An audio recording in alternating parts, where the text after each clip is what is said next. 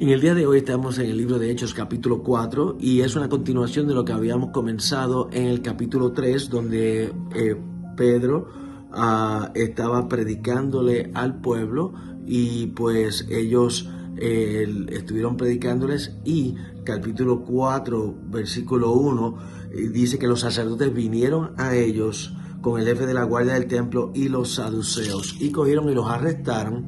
Y es importante notar aquí que los saduceos estaban envueltos en esto porque los saduceos eran los que enseñaban que no había resurrección de entre los muertos. Cuando hablan de la resurrección de Jesucristo, eso va en contrariedad con la enseñanza de ellos. Y ellos pues los arrestaron no sin antes que se convirtieran 5,000 almas al Señor, de acuerdo al versículo 4.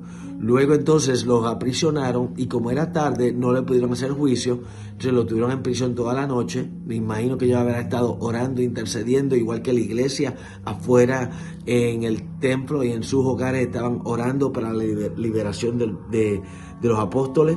Y dice entonces que al día siguiente se reunieron en Jerusalén los gobernantes, los ancianos, los escribas, Anás, Caifás, Juan y Alejandro, o sea, todos los cocorocos se reunieron en ese día, igual que la familia de sumos sacerdotes, y los pusieron entonces en medio y le preguntaron con qué potestad es que hacéis esto. Y el versículo 11 y 12, Pedro le contesta, todo esto que estamos haciendo, lo estamos haciendo en el poder del nombre del Señor Jesucristo, que fue reprobado y por los edificadores, y ha venido a ser la cabeza del ángulo. Y muy importante, el versículo 12 dice que en ningún otro hay salvación, porque no hay otro nombre dado a los hombres por el cual podamos ser salvos, sino solamente el nombre del Señor Jesucristo. Entonces, la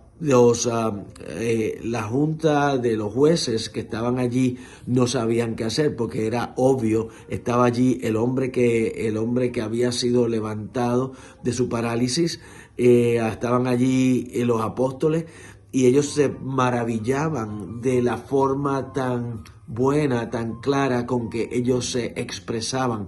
Y eran que había sido, recuerden, bautizados en el Espíritu Santo, y el Espíritu Santo le estaba dando la palabra que tenían que hablar y el denuedo para hacerlo. Y luego entonces dice que ellos fueron liberados sin antes decirle que no volvieran a hablar en el nombre de Jesús. Y ellos pues dijeron de esta manera, juzgar si es vosotros, el versículo 19, obedecer a vosotros antes que a Dios, porque no podemos dejar de decir lo que hemos visto y oído. O sea que ellos dicen, mira, lo siento, pero no podemos parar de hacer lo que estamos haciendo, porque esto es algo que nos quema adentro, quema nuestros huesos, y tenemos que predicar a aquel que es el dador de vida. Y dice la palabra que entonces ellos fueron soltados. Entonces se fueron a donde estaban el resto de los apóstoles y los creyentes, los discípulos. Y entonces cuando los apóstoles le dan un reporte de lo que había ocurrido, ellos se regocijaron y comenzaron a alabar a Dios. Y dice que la oración de ellos, versículo 29, y ahora mira sus amenazas y concede a tu siervo que con denuedo hablen tu palabra, mientras extiende tu mano para que se hagan sanidades y señales y prodigios mediante el nombre de tu santo Hijo Jesús. Y dice la palabra, cuando hubieron orado, el lugar que estaban congregados tembló y todos fueron llenos del Espíritu Santo y hablaban con denuedo la palabra de Dios. Y eso es importante, mi hermano, el hecho de que este poder, esta promesa, estos eventos tienen y deben de nosotros procurar que ocurren en nuestra iglesia.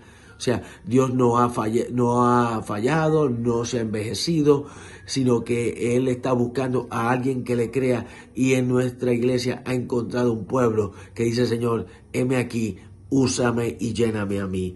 El versículo 32 y 33 dice que la multitud que habían creído era de un solo corazón, una sola alma. No decían decir suyo, lo suyo propio, y tenían en común todas las cosas.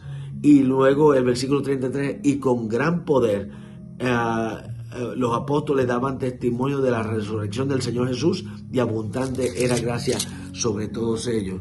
Y dice la palabra, el versículo 34, algo bien especial, así que no había entre ellos ningún necesitado, porque todos los que poseían heredades las vendían y traían el precio a la comunidad.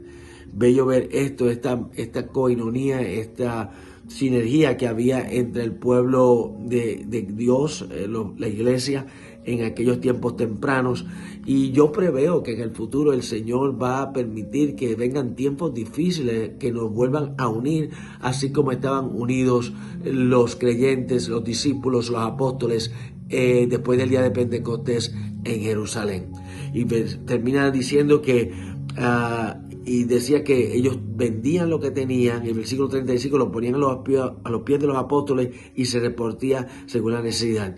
Entonces, el versículo 36, alguien llamado Bernabé, que era aquel que era el tío de Marcos, el que escribió el Evangelio de Marcos, y que salió con Pablo a los viajes misioneros, es aquel que ese Bernabé, que es el tío de Marcos, es el que se habla que ella vendió todo lo que tenía y lo trajo y lo puso a los pies de los apóstoles. Fíjese que una decisión como esa le llevó a que él pudiera estar